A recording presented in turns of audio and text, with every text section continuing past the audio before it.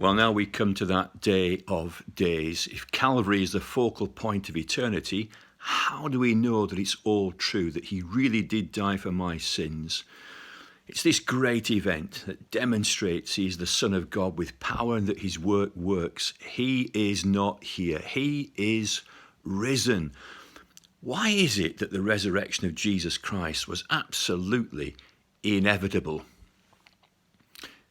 Death hangs on to sinners. Death has the right to chain and shackle and hold and keep for the whole of eternity and drag down to hell itself sinners. When death received its latest victim, Jesus Christ, far from being able to shackle and hold him to the horror of death, death finds that Jesus Christ is rampaging through Hades. He moves through paradise. He preaches judgment to those who have despised and rejected him.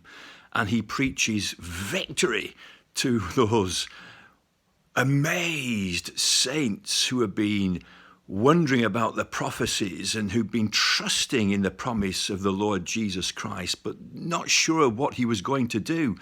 Then they find him moving through.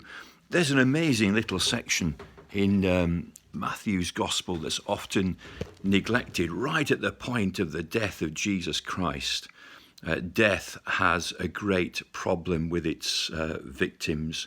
We're told this: "Then behold, the veil of the temple was torn in two from top to bottom, and the earth quaked, and the rocks were split, and the graves were opened, and many bodies of the saints who had fallen asleep were raised. And coming out of the graves, after his resurrection, they went into the holy city and appeared to many." Death is giving up its victims because the sinless one has conquered death. Death cannot hold him. If we personify death, it looks at the pages of the life of Jesus Christ, and as page after page is turned to the horror of death, death has to say, let him go. He's done nothing wrong. Jesus returns to his body in the tomb in the power of the Spirit. And according to prophecy, Psalm 16 and verse 10, "You will not let your Holy One see decay." He enters into that body again. The body is resurrected and melts through the rock.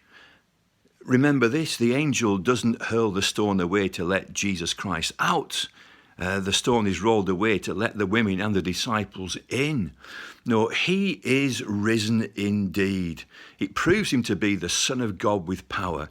It proves to us that his work actually works, and it serves notice on death, and even on my death and yours, that death is not the end. Because I've trusted Jesus, the Son of God lived for me, died for me, rose again, ascended into heaven. All these will happen for me. His life counts for me. His death counts for me. Because he is risen, I will rise again. Not because I've been good enough, but because he was good enough. He lived, he died, he conquered death and hell. He rose again the third day. He ascended into heaven. What a glorious day. He is risen indeed. He is the Son of God.